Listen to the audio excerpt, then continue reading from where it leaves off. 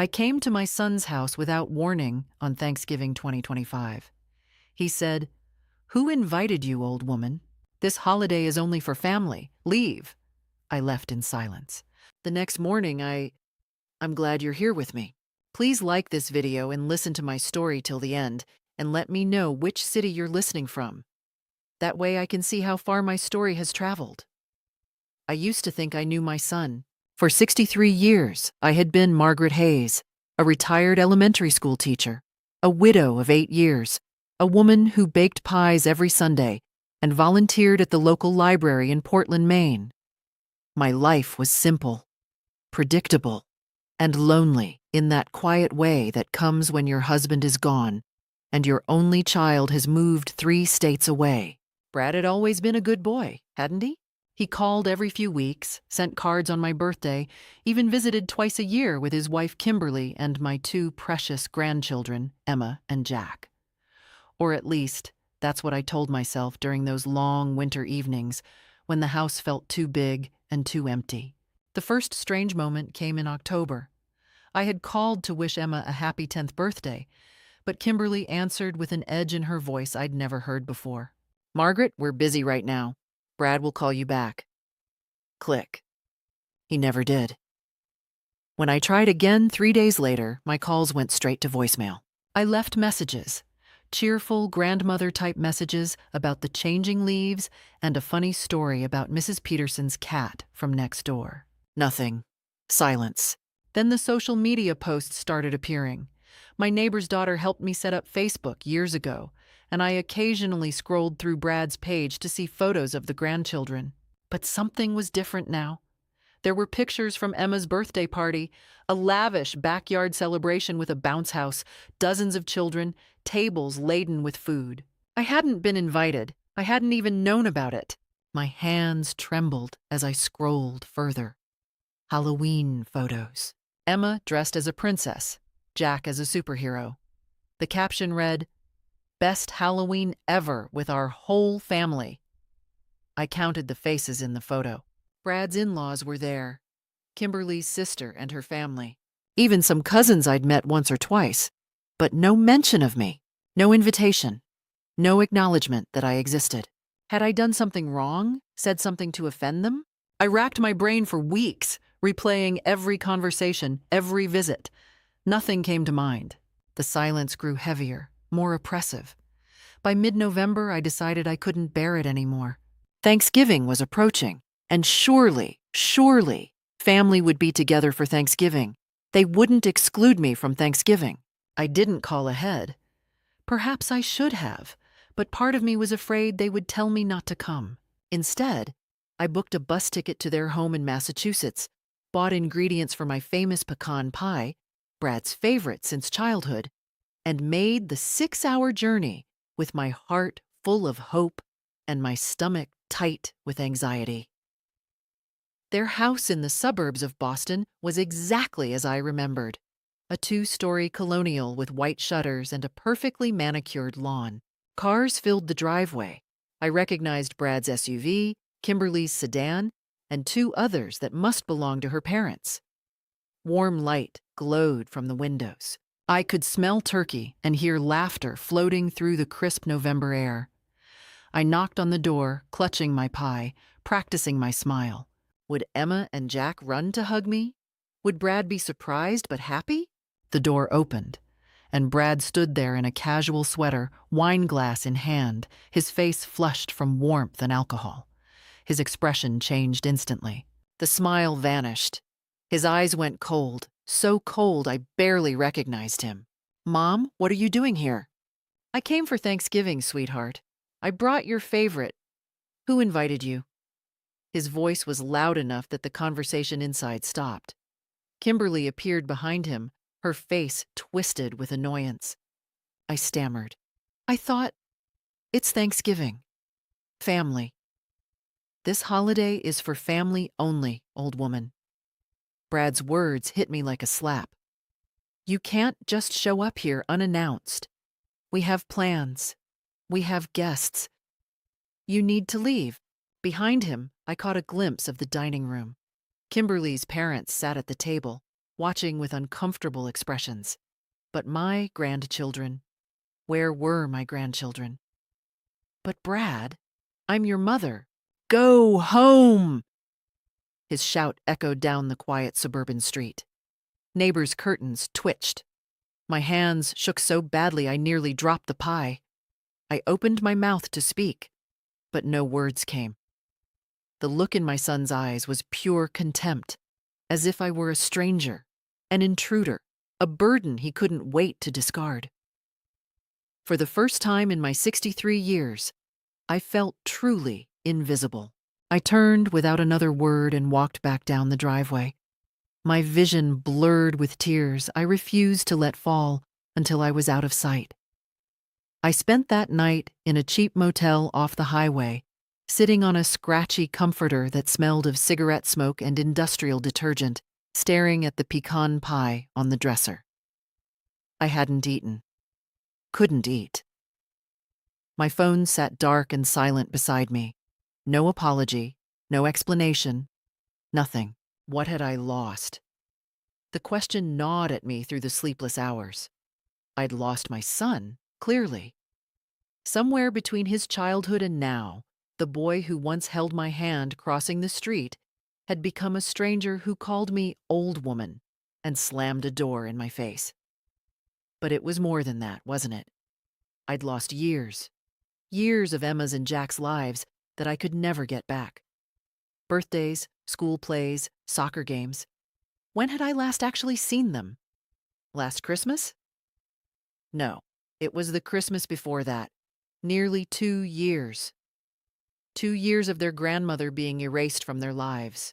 The hurt crystallized into something harder as dawn broke gray and cold outside my motel window.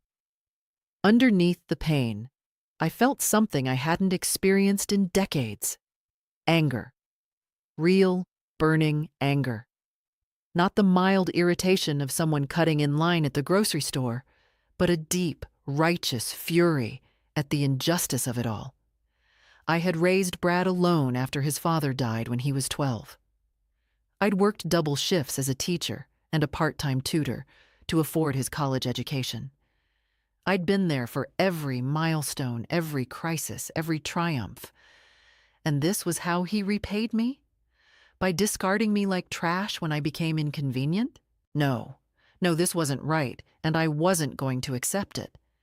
The motel had terrible coffee, but I drank 3 cups anyway, letting the caffeine sharpen my thoughts. I needed information. I needed to understand what had happened, when it had started, and most importantly, why. My hands steadied as I opened my laptop and began to search. First, I went through every social media post from the past 2 years. I made notes in the small spiral notebook I always carried. Dates, events, people mentioned. The pattern became clear. I had been systematically edited out of their narrative. Photos from family gatherings where I should have been present but wasn't.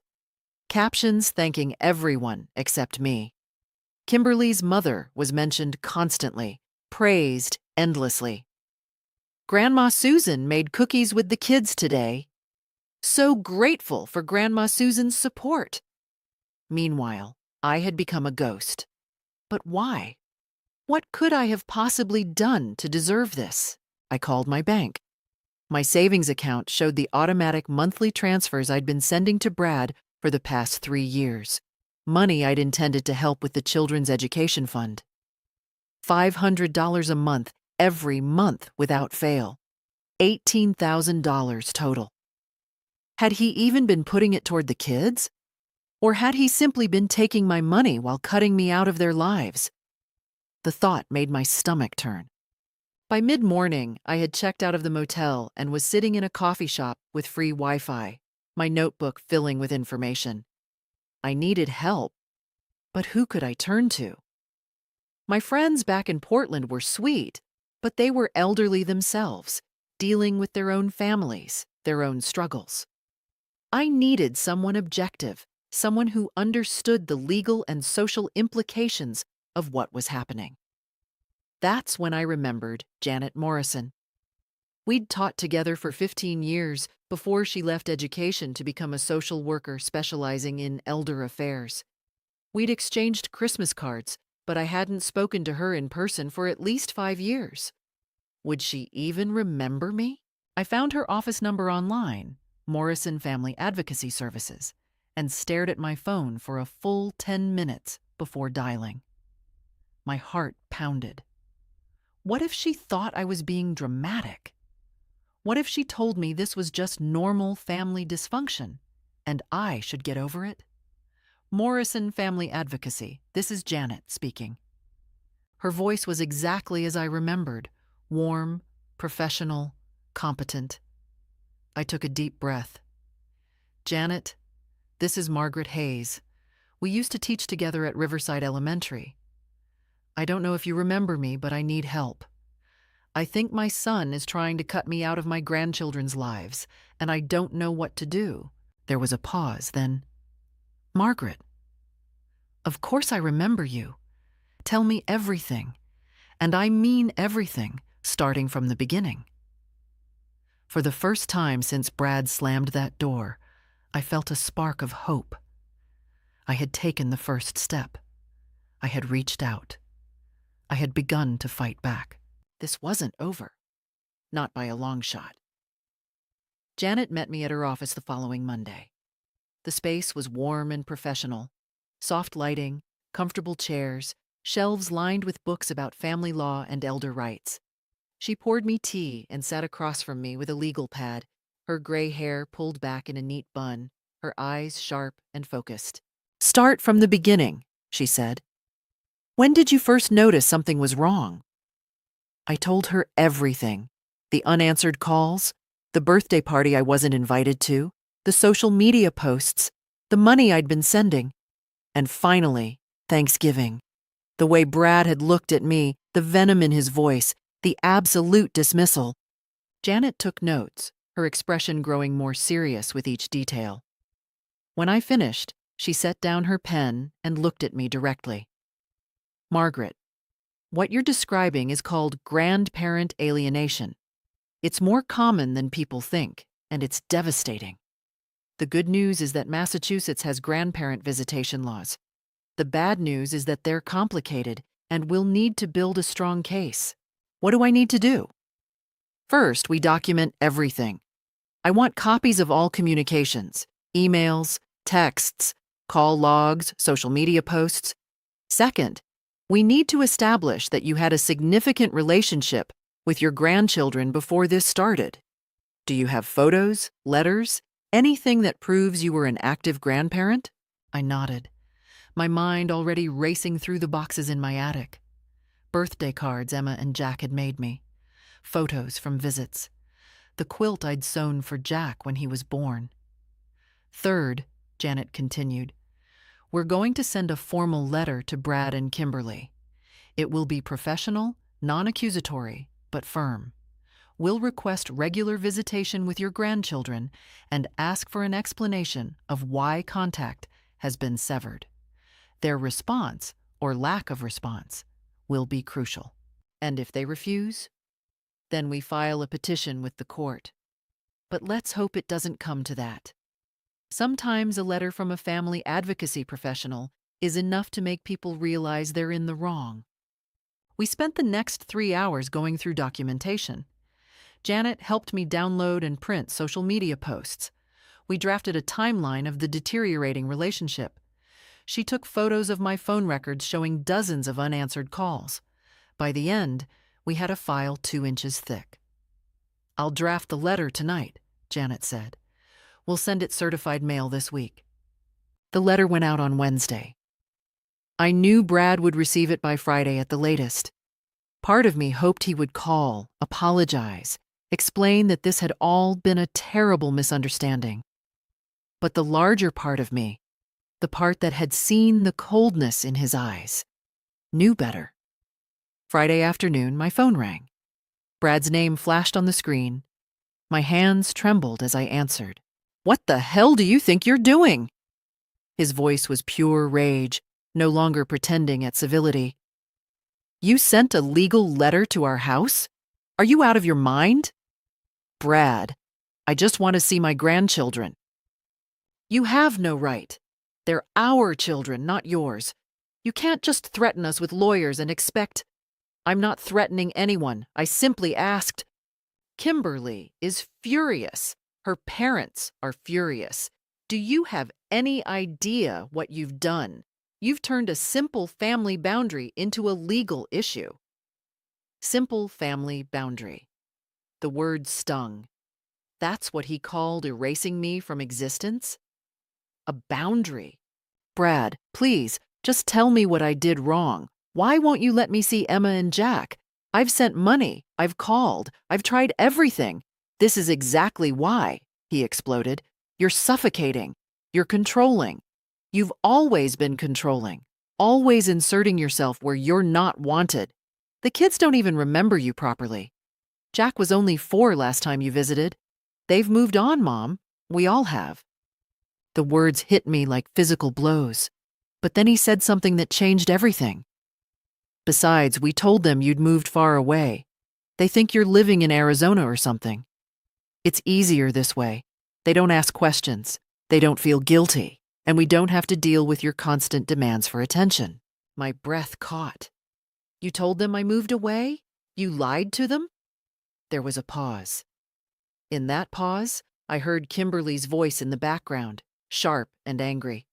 Brad, hang up. Don't tell her anything else. This conversation is over, Brad said. If you contact us again, if you send any more letters, we'll get a restraining order. Stay away from our family. The line went dead. I sat in my kitchen, phone still pressed to my ear, and felt something fundamental shift inside me. They had lied to my grandchildren. They had told Emma and Jack that I had abandoned them. Not only had they cut me out, they had made me the villain in their story. I had my proof now. I had my evidence. Brad had admitted it all in anger, not realizing what he'd revealed. This was the point of no return. There would be no reconciliation, no apology, no peaceful resolution. There would only be the fight. I called Janet within minutes of hanging up with Brad. My voice was steady now. The shock crystallized into determination. He admitted they lied to the children, I told her. He said they told Emma and Jack I moved to Arizona. He said it was easier that way. Janet's intake of breath was sharp. Did you record the call? No, I didn't think. That's okay. Write down everything he said, word for word, while it's fresh. Date and time it. This is exactly what we need, Margaret. Parental alienation involving deliberate deception about a grandparent's whereabouts is taken very seriously by family courts. Over the next 2 weeks, I worked with Janet to file a formal petition for grandparent visitation rights. We included the timeline, the documentation, my written account of Brad's phone call, and statements from 2 of my friends who could attest to my character and my relationship with the children before the estrangement. The petition was filed on December 15th. Brad and Kimberly had 30 days to respond. They responded in exactly 1 week, but not through lawyers. They came to my house. I was in my kitchen making dinner when I heard a car pull into my driveway. Through the window, I saw Brad's SUV. My heart began to race. He climbed out, followed by Kimberly, and my stomach dropped, a man I didn't recognize carrying what looked like a briefcase. They walked up to my front door with the confident stride of people who believed they held all the power. I considered not answering, but that would accomplish nothing. I opened the door but kept the chain lock engaged. We need to talk, Brad said, his voice tight with controlled anger. If you have something to say, you can say it through your lawyer. I assume you've hired one? The man with the briefcase stepped forward. Mrs. Hayes, I'm Richard Patterson, attorney for Brad and Kimberly Sherman. We'd like to discuss this matter before it goes any further. There's nothing to discuss, Kimberly pushed forward, her perfectly made-up face twisted with false concern. Margaret, please. We're trying to do this the right way. Can we just come in and talk? For the children's sake? The children you've been lying to about me. Those children. Brad's jaw clenched. Mom, you need to drop this court petition. Now, before this gets ugly. It's already ugly, Brad. You made it ugly when you told my grandchildren I abandoned them. The lawyer cleared his throat. Mrs. Hayes, my clients are prepared to offer a compromise. You may visit with Emma and Jack 4 times per year, holidays or birthdays, at mutually agreed upon times with Brad and Kimberly present. In exchange, you withdraw your petition and agree not to pursue further legal action. 4 times a year. Supervised, at their convenience, after being an active grandmother who used to visit monthly. No, I said simply. Kimberly's mask slipped. You're being unreasonable. We're offering you time with them. You're offering me crumbs from a table I helped build. The answer is no. Brad stepped closer to the door, his voice dropping to something dangerous. You want to play hardball, Mom? Fine. We'll tell the court you're mentally unstable. We'll bring up how you showed up unannounced on Thanksgiving. We'll talk about your obsessive behavior, your constant calls, your inability to respect boundaries. We'll make you look like a crazy old woman who needs to be kept away from children. My hands trembled, but I kept my voice steady. You'll commit perjury to a court? We'll tell them the truth as we see it, Kimberly said, her voice saccharine. A grandmother who can't accept that her son has his own family now, who stalks us on social media, who sends threatening letters through lawyers. The court will see you for what you are, a lonely, desperate woman trying to force herself into lives where she doesn't belong, the lawyer added, almost apologetically. They'll also petition for full protection from contact. No calls, no letters, no social media interaction. If you persist, Mrs. Hayes, you could end up with nothing. I looked at my son, really looked at him. The man standing on my doorstep bore little resemblance to the boy I'd raised. His eyes were cold, calculating. He had become someone who would threaten his own mother, lie to his own children, and feel no remorse about any of it. Get off my property, I said quietly. If you want to threaten me, do it through the court system. Otherwise, I have nothing to say to you. Mom? Now! They left. I watched through the window as they huddled by the car, arguing with sharp gestures. The lawyer looked uncomfortable. Kimberly was clearly furious. Brad kept glancing back at the house with an expression I couldn't read. When they finally drove away, my legs gave out. I sank to the floor in my hallway and let myself cry for the first time since that terrible Thanksgiving night. Not gentle tears, but deep, wrenching sobs that came from a place of profound loss. But underneath the grief, something else remained. Resolve. They had shown their hand. They were willing to lie, to threaten, to destroy my reputation to keep control. But they had also revealed their fear.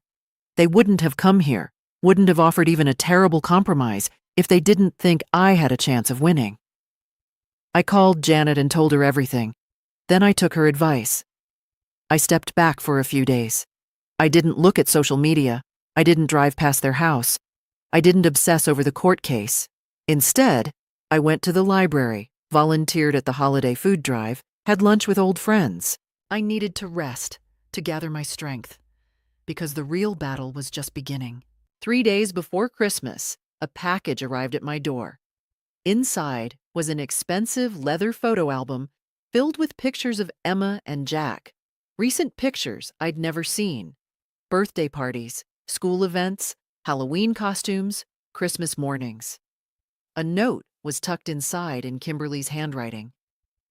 Margaret, we know this has been difficult for everyone. We want to make peace. These photos are for you to keep. We'll send updates quarterly so you can watch them grow up.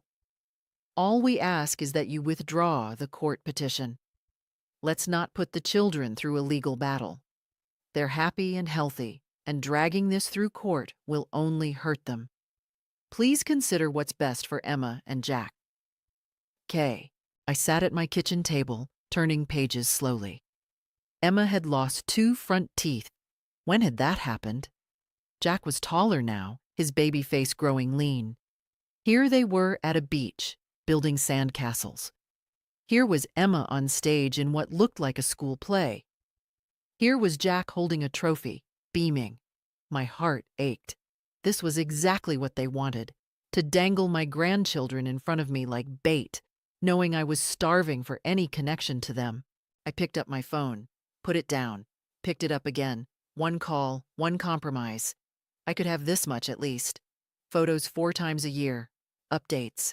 Some small window into their lives, even if I couldn't be part of them. My finger hovered over Brad's contact. Then I closed the photo album and set it aside. No. This was manipulation. Pure and simple. They were offering me scraps and calling it generosity. Quarterly photos weren't a relationship. They weren't Sunday dinners or helping with homework or teaching Jack to bake cookies like I'd taught Brad. They weren't being there when Emma had nightmares or attending Jack's baseball games. They were a consolation prize designed to make me give up the fight. I called Janet instead. They sent me photos, I told her. Recent ones. With a note asking me to drop the petition in exchange for quarterly updates. And? Janet's voice was carefully neutral. And I'm not taking the bait. I could hear the smile in her voice. Good. That's good, Margaret. They're getting desperate. It means we're on the right track. Over the next 2 weeks, the temptations continued. Brad left a voicemail, his voice softer now, almost apologetic, saying they'd been too harsh and wanted to find a middle ground. Kimberly sent an email describing how Emma had asked about me, wondering if I was okay in Arizona, and how hard it had been to maintain the lie. But I maintained my cold, steady calm. I forwarded everything to Janet. I documented every contact. I didn't respond to a single one. What I needed wasn't their bargaining. It was support. Real support. I found it in unexpected places. First, there was Carol Henderson from my book club. When I finally opened up about what was happening, something I'd been too ashamed to do earlier, she revealed that her daughter had cut her off from her grandchildren 3 years ago over a political disagreement. I gave up, Carol admitted over coffee at our favorite cafe. I let them win because I was too tired to fight. Don't make my mistake, Margaret. Don't let them erase you. Then there was my neighbor, Tom Bradshaw, a retired family court judge who'd lived 2 doors down for 15 years. When he saw me struggling with legal paperwork on my porch, he came over to help. I've seen cases like yours, he told me, adjusting his reading glasses. Good people shut out for no reason except power and control. The courts take grandparent rights seriously when you can prove a genuine bond existed. You've got documentation, you've got witnesses, and most importantly, you've got truth on your side. But the most unexpected support came from an online forum Janet had recommended. It was a community of grandparents fighting for access to their grandchildren. Hundreds of people sharing stories, offering advice, providing emotional support. I read their stories late at night. Grandparents who'd won visitation rights after years of fighting. Others who'd lost but found peace anyway. Some who'd been reunited with grandchildren once they became adults and learned the truth. I started posting my own story. The responses came within hours. Stay strong, they're testing you. Document everything, everything. My son did the same thing. I won my case after 2 years. Don't give up. For the first time since Thanksgiving, I didn't feel alone. I was part of something larger, a community of people who understood exactly what I was going through because they'd lived it themselves. On Christmas Eve, I sat in my living room with the lights from my small tree casting warm shadows on the walls. I thought about Emma and Jack, wondering if they were opening presents, if they ever thought about me, if they even remembered my face. The ache was still there. It would probably always be there. but so was my resolve. Brad called twice on Christmas Day. I let both calls go to voicemail. In the messages, his voice shifted from conciliatory to irritated. They were realizing I wouldn't break. They were realizing I was serious. And they were scared. Good. The court date was set for January 28th. I had 3 weeks to prepare. 3 weeks during which I thought Brad and Kimberly might finally accept that this was happening. I was wrong. They came on a Tuesday afternoon in mid-January, this time without their lawyer. I saw them pull up and considered not answering the door at all. But something in Brad's body language, shoulders slumped, head down, made me pause. He looked defeated, exhausted. Maybe, just maybe, he'd finally come to his senses. I opened the door. No chain this time. "Mom," Brad said, and his voice cracked. "Please, can we come in? Just to talk. No lawyers, no threats, just family." Against my better judgment, I stepped aside. They sat on my couch, the same couch where Brad had once done homework, where I'd read him bedtime stories when he was small. Kimberly looked around the room with an expression I couldn't quite read. Brad's eyes were red-rimmed, as if he'd been crying. "I haven't been sleeping," he began. "This whole thing, it's tearing me apart, Mom. I never wanted it to get this far." "Then why did it?" I asked quietly, sitting across from them in my armchair. He glanced at Kimberly, who gave him an encouraging nod. "I was trying to protect my family. Kimberly's mother is very involved with the kids, and we felt, that having 2 grandmothers competing for attention was confusing for Emma and Jack. Competing, as if loving my grandchildren was a contest. So you erased me instead?" "We were going to ease you back in," Kimberly interjected, her voice smooth as honey. "Once the kids were older and could understand boundaries better. This was always temporary, Margaret. But then you went and got lawyers involved, and everything spiraled." It was masterful, really, the way she made it sound reasonable, the way she made me the problem. "You told them I moved to Arizona," I said flatly. Brad winced. "That was wrong. I admit it. I panicked when Emma kept asking about you, and I said the first thing that came to mind. But we can fix it. We can tell them the truth, that there was a misunderstanding, that you're back now, that everything is okay. If I drop the court case, Mom, think about what this will do to them." Brad leaned forward, his voice urgent. "Do you want Emma and Jack to grow up knowing their grandmother dragged their parents through court? Do you want them to read legal documents someday describing family dysfunction and accusations? Is that the legacy you want to leave?" The manipulation was breathtaking. He was trying to make me responsible for the damage he had caused. "What I want," I said slowly, "is for my grandchildren to know their grandmother loves them. What I want is regular, unsupervised visits. What I want is to not be erased from family photos and lied about." Kimberly's expression shifted. The mask of concern slipped, revealing something colder underneath. "You're being selfish.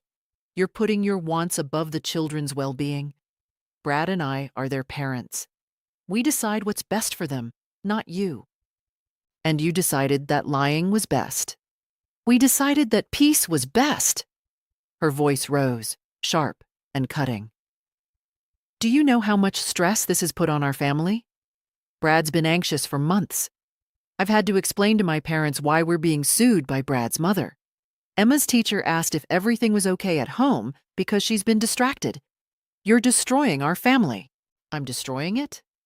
The anger I'd been holding back finally surfaced. "I'm not the one who lied. I'm not the one who cut off contact without explanation. I'm not the one who took thousands of dollars in education fund contributions while isolating the donor from the children." Brad's face flushed. "That money was a gift. You can't hold it over our heads. I'm not holding anything. I'm simply pointing out the pattern of dishonesty." Kimberly stood abruptly. "This is pointless. She's not going to listen to reason." "Reason?" I stood as well, feeling years of suppressed rage flooding through me. You want to talk about reason? You waltz into my home, feed me lies wrapped in crocodile tears, and expect me to abandon my grandchildren because it's more convenient for you? What kind of people have you become? The kind who protect their children from toxic grandparents, Kimberly shot back. You're manipulative, you're controlling, and you're using the courts to bully your way into lives where you're not wanted. There it was. The truth beneath all the pretense.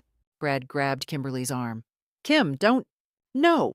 She whirled on him. She needs to hear this. We don't want her around, Brad. The kids don't need her. My mother gives them everything they need. Your mother is just a bitter old woman who can't accept that she's not relevant anymore. The silence that followed was deafening. Brad looked at the floor, unable to meet my eyes. He didn't contradict her. He didn't defend me. He just stood there, complicit in every cruel word. Get out, I whispered. Mom, get out of my house. They left, Kimberly's heels clicking sharply on my hardwood floor, Brad trailing behind like a scolded child.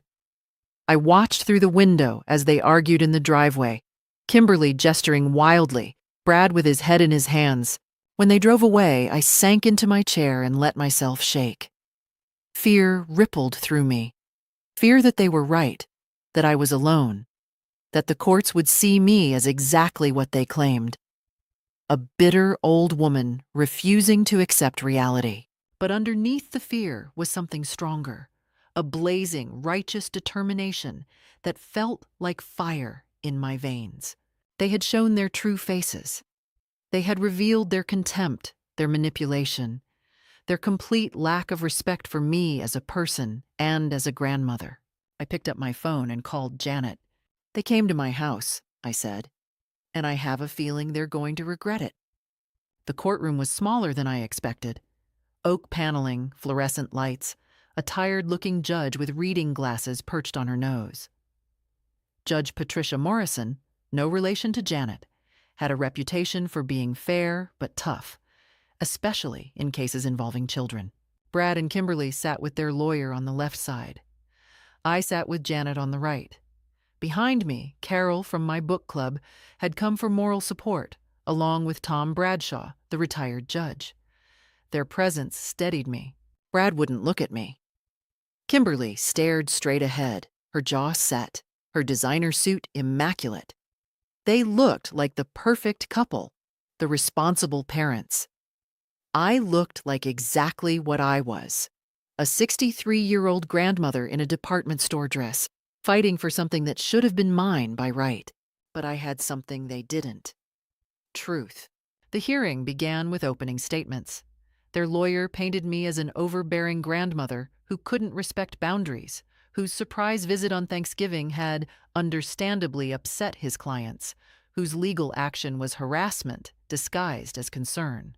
Janet's opening was simple. Your Honor, this is a case about a grandmother who had a loving, active relationship with her grandchildren until she was systematically erased from their lives through deception and manipulation. We're here to restore that relationship and ensure Emma and Jack Sherman don't lose their grandmother permanently. Then came the testimony. Brad went first, describing me as someone who called excessively, who made him feel guilty for living his own life, who had always been controlling. He painted a picture of a mother who couldn't let go.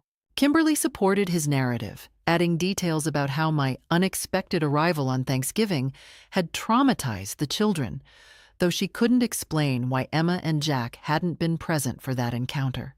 Their lawyer introduced social media posts as evidence of the happy, stable family that my legal action threatened to disrupt. I sat through it all with cold, calm composure. Janet had coached me. Don't react. Don't show emotion. Let them bury themselves. Then it was my turn. I walked to the witness stand with my back straight, my voice steady. Janet led me through my testimony methodically. My relationship with Emma and Jack from birth until 2 years ago. The monthly visits, the birthday presents, the video calls and letters, the $18,000 I'd sent for their education fund. Mrs. Hayes, Janet asked, did you ever give your son reason to believe you wouldn't respect boundaries regarding his children? Never. I always asked permission before visits. I coordinated schedules. I respected their parenting decisions even when I disagreed with them. What happened on Thanksgiving 2025? I described the scene exactly as it occurred. My voice didn't waver. And did Brad or Kimberly explain why you weren't welcome? Brad said the holiday was for family only. He called me old woman and told me to leave. Murmurs in the courtroom. The judge made a note. Mrs. Hayes, have you had any contact with your grandchildren in the past 2 years? No, none. My calls go unanswered. My letters are returned. I've been completely cut off. And do you know why? This was the moment, the turning point. Yes, I said. Brad admitted to me during a phone call that they told Emma and Jack I'd moved to Arizona. They lied to the children about my whereabouts to avoid questions about why I wasn't visiting anymore. Brad's lawyer shot to his feet. Objection! Hearsay! Janet smiled. Your Honor, I have Mrs. Hayes's contemporaneous written account of that phone call, dated and detailed. I also have phone records confirming the call took place. I'll allow it, the judge said, eyeing Brad with new interest. Continue. Janet approached me with a file folder. Mrs. Hayes, I'm showing you what's been marked as Exhibit F. Can you describe what this is? It's a timeline of my attempts to contact my son and grandchildren over the past 2 years. 37 phone calls, 22 emails, 8 letters, 0 responses until after the legal petition was filed. And Exhibit G? Social media posts showing family gatherings I wasn't invited to or informed about, including Emma's 10th birthday party, where the caption said, "Our whole family," but I wasn't there. And Exhibit H? Bank records showing $18,000 in transfers to Brad's account, marked for the Children's Education Fund. Janet turned to the judge. Your Honor, I'd also like to submit Exhibit Y, a letter Mrs. Hayes received from her son and daughter-in-law offering quarterly photos in exchange for dropping this petition. This was an attempt to silence Mrs. Hayes while providing minimal access to her grandchildren. The judge took the letter, read it, and looked directly at Brad. Mr. Sherman, did you send this? Brad shifted uncomfortably. We were trying to find a compromise. A compromise would involve actual visitation, not photographs 4 times a year. The judge's voice was sharp. Did you or did you not tell your children that their grandmother had moved to Arizona? Silence. Mr. Sherman, answer the question. Kimberly whispered something urgent to their lawyer. He stood. Your Honor, my clients request a recess to confer. No, answer the question, Mr. Sherman. Brad's face had gone pale. It was a misunderstanding. Emma asked where her grandmother was, and I said, You lied to your daughter about her grandmother's whereabouts, the judge finished. What you call a misunderstanding, this court calls parental alienation. And what concerns me even more is the $18,000 Mrs. Hayes sent for her grandchildren's education while you were actively preventing her from seeing them. Kimberly's composure cracked. That money was given freely. Mrs. Sherman, you're not on the stand. Be quiet or I'll hold you in contempt. The judge looked at her notes, then at me, then at Brad and Kimberly. The silence in the courtroom was absolute. I've heard enough, she said finally. I'm ordering a court-appointed child psychologist to interview Emma and Jack Sherman within the next 2 weeks. I want to know what they've been told about their grandmother and assess whether they've been subjected to alienation tactics. We'll reconvene after those interviews for my final ruling. She brought down her gavel. Brad and Kimberly left the courtroom without looking at me. Their lawyer tried to spin it as a positive. The judge didn't rule in her favor. But everyone in that room knew the truth. They were losing, and they knew it. The psychologist's report arrived 2 weeks later. Janet called me the moment she received it. Margaret, sit down. You're going to want to hear this. Dr. Rebecca Chen had spent 3 hours with Emma and Jack, separately and together. Her findings were devastating for Brad and Kimberly. Emma, age 10, had reported feeling confused about why her grandmother had moved away without saying goodbye. She'd asked multiple times if she could call me, but had been told I was too busy starting a new life to talk to them. She'd cried during the interview when Dr. Chen explained I'd never moved away. Jack, age 7, had initially seemed indifferent, but as the interview progressed, he'd asked if the grandmother he remembered, who used to make chocolate chip cookies and read him stories, was still alive or in heaven with Grandpa. They'd been told I was dead. Not directly, but through careful implications, through avoiding my existence, through changing the subject whenever I was mentioned. Brad and Kimberly had let their children believe I might have died. And when Emma persisted in asking, they'd invented the Arizona story to stop the questions. Dr. Chen's report was clinical but damning. The children show signs of ambiguous loss regarding their paternal grandmother. They've been given inconsistent information that suggests intentional obfuscation. Emma, in particular, displays guilt and confusion that appears to stem from believing she did something to drive her grandmother away. This is consistent with grandparent alienation and is psychologically harmful to both children. Her recommendation was clear: immediate restoration of the grandparent-grandchild relationship through regular, unsupervised visitation, family therapy for all parties, court monitoring to ensure compliance. The final hearing was scheduled for March 5th. This time, the courtroom was full. Tom Bradshaw attended. Carol brought 2 other women from our grandparents' rights support group. Even Janet's paralegal came, though she wasn't required to. Judge Morrison entered, and we all rose. When we sat again, I saw that Brad's face was ashen. Kimberly's hands trembled as she folded them on the table. Their lawyer looked like a man who knew he was about to lose badly.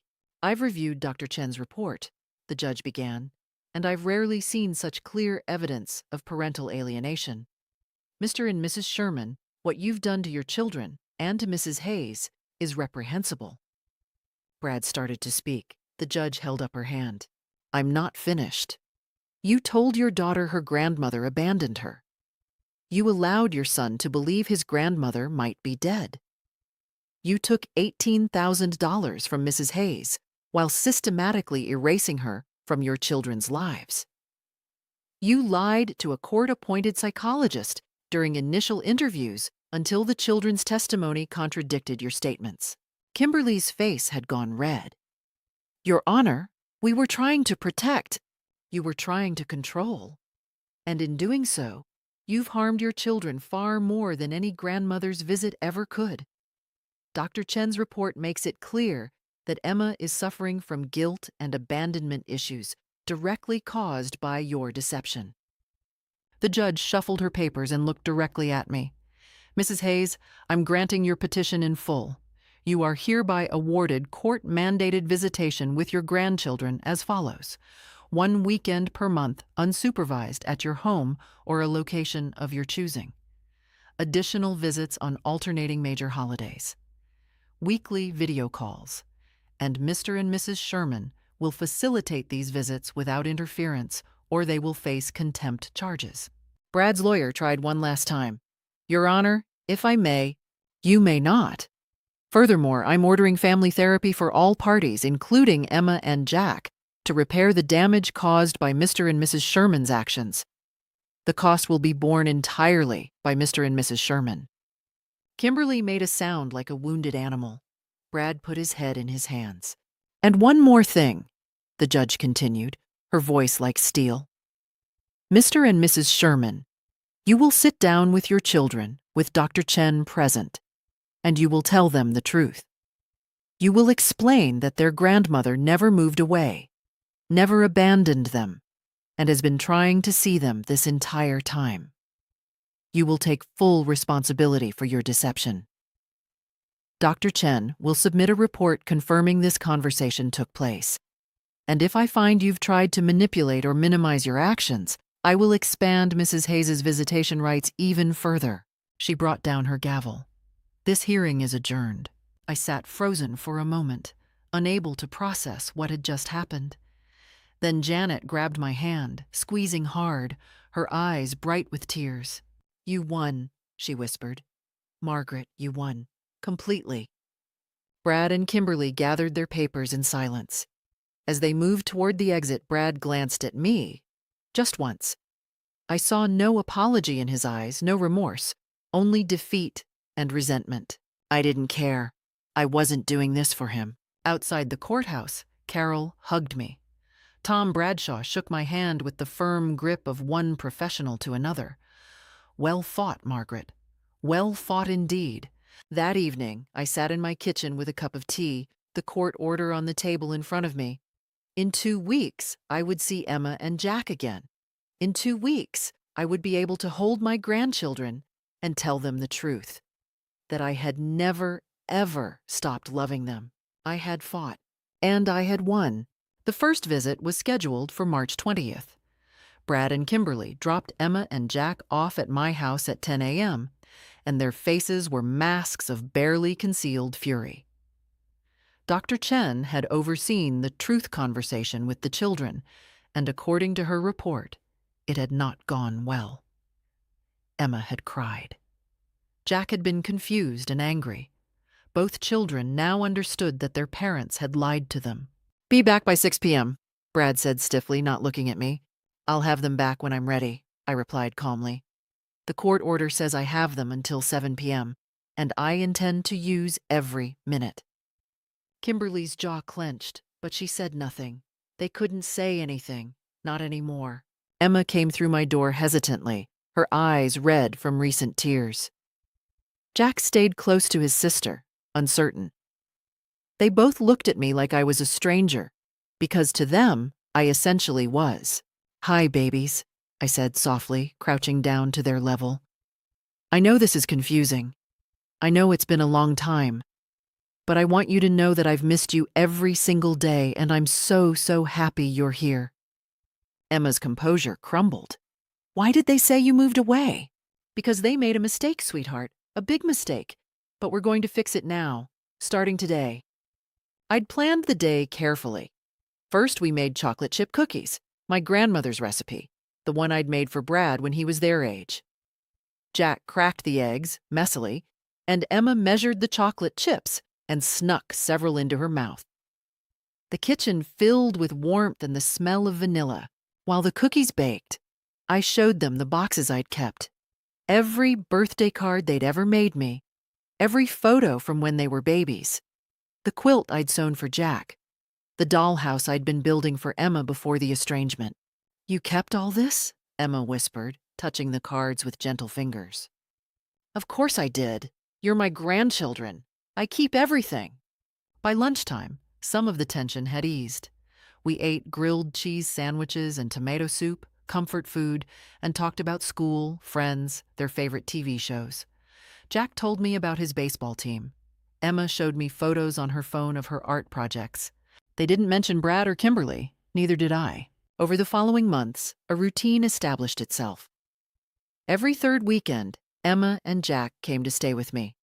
I took them to museums, to the beach, to the local ice cream shop where Brad used to beg for extra sprinkles. We cooked together, read together, did jigsaw puzzles on rainy afternoons. Slowly, carefully, I rebuilt the relationship that had been stolen from us, and I watched as they began to understand what had been done to them. Emma, especially, grappled with the betrayal. "Why would they lie like that?" she asked me one evening as we planted flowers in my garden. She was 11 now, old enough to process complex emotions. "People sometimes make very bad choices when they're afraid of losing control," I told her honestly. "It doesn't excuse it, but that's the truth." "I don't trust them anymore," she said quietly. "I don't know if I ever will." I didn't encourage that feeling, but I didn't discourage it either. She needed to process her emotions in her own way. Meanwhile, Brad and Kimberly's world was slowly crumbling. The family therapy sessions were mandatory, and Dr. Chen reported that they were resistant and defensive, refusing to take genuine responsibility. Their relationship with the children became strained, formal. Emma, in particular, grew distant, spending more time in her room, requesting extra visits with me. Worse for them was the social fallout. Someone, I never found out who, had shared details of the court case in their suburban community. Perhaps it was another parent at Emma's school. Perhaps it was one of their neighbors who'd witnessed the Thanksgiving incident. Regardless, word spread. Kimberly's mother, Susan, who had been so prominent in the children's lives, apparently confronted her daughter about the lies and manipulation. According to Emma, who'd overheard an argument, there was a massive family fight that ended with Susan reducing her involvement with Brad and Kimberly's household. Their friend group contracted. Dinner party invitations dried up. At Jack's baseball games, other parents were cordial but cool. In a community that valued family bonds, their actions had marked them as selfish, deceptive, and cruel. Brad's work suffered too. He'd always been climbing the corporate ladder at a financial firm, but the stress of the court case, the therapy sessions, and the social stigma took their toll. He became irritable, unfocused. I heard through Emma that he'd been passed over for a promotion he'd expected. Kimberly started drinking more. Emma mentioned it casually one afternoon. "Mom has wine with lunch now." And my heart ached for the children still living in that house, even as part of me felt a grim satisfaction. They'd built their perfect life on lies and manipulation. Now those foundations were cracking, and everything was falling apart. Meanwhile, my life blossomed. I had my grandchildren back. I had my purpose back. Every Sunday dinner with Emma and Jack, every holiday we shared, every video call during the week, these were treasures I'd fought for and won. I reconnected with old friends who'd seen me fight for what was right. I became active in the grandparents' rights community, helping other people navigate similar situations. Janet and I became close friends, meeting for coffee weekly to discuss cases and life. My house, which had felt so empty and silent for 2 years, was full of life again. Children's laughter, voices calling Grandma from the backyard, the refrigerator covered in Emma's artwork, and Jack's baseball schedule. One evening in late summer, as Emma and Jack played in the sprinkler in my yard, Carol came over for dinner. We sat on the porch with glasses of iced tea, watching the children shriek with joy. "You did it," Carol said softly. "You actually did it." "I did," I agreed. "And I'd do it again in a heartbeat." Brad and Kimberly had tried to erase me. They'd failed. And now they were paying the price for that failure, while I lived the life they'd tried to steal from me. Justice, I decided, tasted sweeter than any victory I could have imagined. So that's my story. Sometimes you have to fight for the people you love, even when it costs everything. Never let anyone erase you from your family's life without a battle. Now I ask you, what would you have done in my place? Would you have fought back or walked away? Leave your answer in the comments below. If this story moved you, please hit the like button and subscribe to my channel for more real-life stories. Thank you for listening. I came to my son's house without warning on Thanksgiving.